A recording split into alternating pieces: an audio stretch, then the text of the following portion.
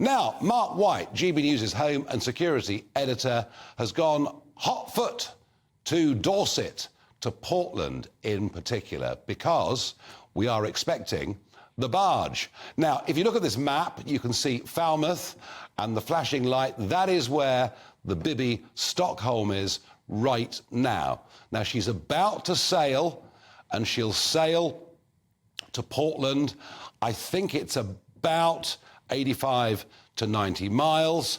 And if she leaves now, well, she's going to arrive at 4:30 tomorrow morning, something like that. So somebody who's going to get a very short night in bed because he wants to be there to greet the Bibby Stockholm is, of course, Mark White. Mark, anticipated arrival sort of dawn tomorrow, yeah? Yeah, I mean, potentially there's talk of her coming in overnight under the cover of darkness. I'm not sure whether the Home Office actually want to come in under the cover of darkness or whether they're quite happy for this barge to come in daylight, because they do want to show that they're taking action to try to combat the over-reliance on hotel rooms. Now, according to that live tracker, that marine tracker, she's doing some good speed. I think it was about 8 knots. I think she's being assisted by the wind, clearly being towed by a tug. And I think from last seen on that marine tracking match, app, I think she was just passing or heading not too far from Torquay, so she is making good progress.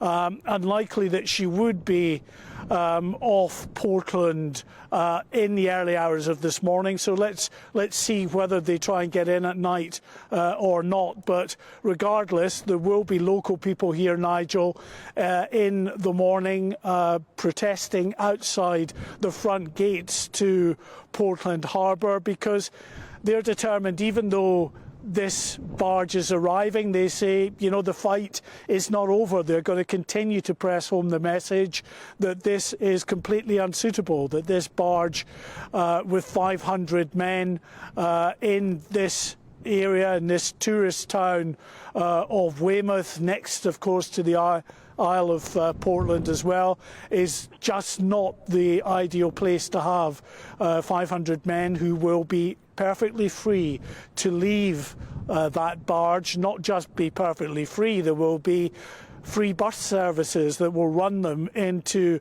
locations around the Isle of Portland and onto Weymouth and other locations as well, Nigel. Yeah, and this, of course, is happening as we approach the peak of the holiday season. The rest of all the schools breaking up during the course of this week. And as you say, you know, very, very, very important, that summer season for someone like Weymouth. That absolutely is when they have to make their money. We'll see what the impact of that is. But talking about economics, so the hotels are very expensive, £6 to £7 million a day. Government seeking alternatives, judicial reviews, of course, over former RAF bases. But when it comes to the barge, how cheap is that? Well, it's going to be, from what we understand, about £20,000 a day for this barge and associated facilities. But of course, we've also got the issue of the health facilities, dental facilities, extra money for policing. I think there is £2 million being made available to Dorset Council as well to help with additional policing and all the sort of the facilities and amenities that are required to be piped in to this barge as well. And as you say, as I was saying before, the bus services going into the likes of Weymouth.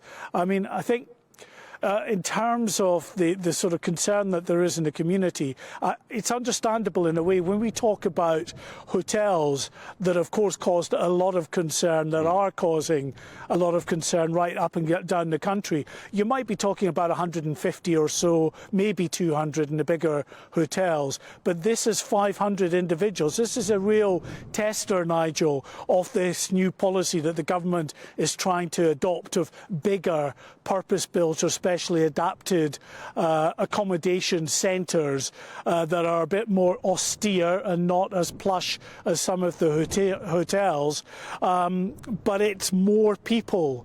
If you've got 500, not just 150, but 500 young men free to head into Weymouth at the height of tourist season, bored, I mean, not necessarily with lots of money to spend, you can understand why people around here might be a little concerned.